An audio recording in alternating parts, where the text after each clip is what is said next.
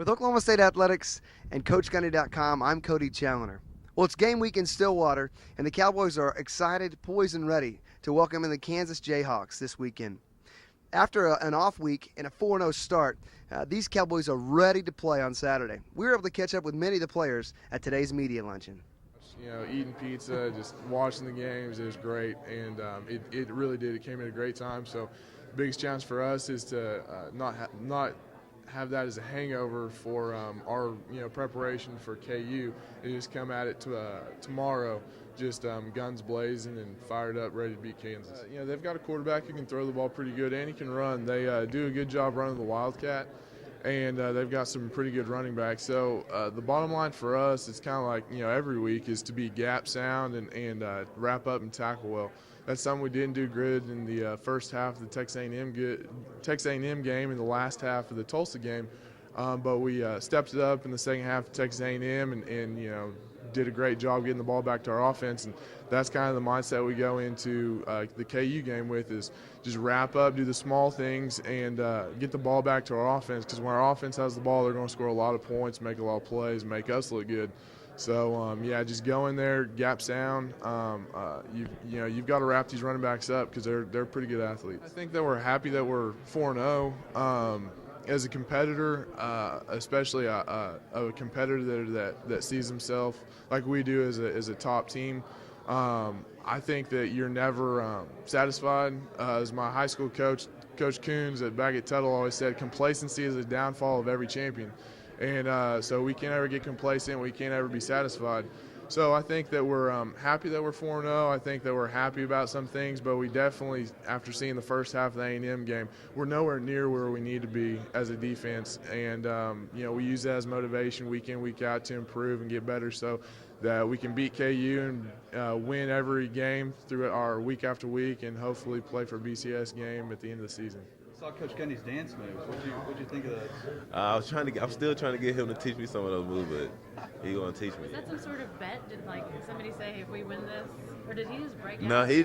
I mean, once he get in the spirit of doing things, he always does that. I'm surprised it's not the. So this isn't the first time? No, it's not the first time. He always does it, especially after a home win. Same move? Yes, same move. He did it. We had it planned in the team room the day after he came in and started doing it with it on the projector. So you've seen it in person and supersize, jumbotron size. Nice.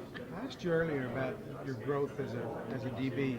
You still got those offensive skills. Do you ever try and petition to get yourself on the field? I'm still working on.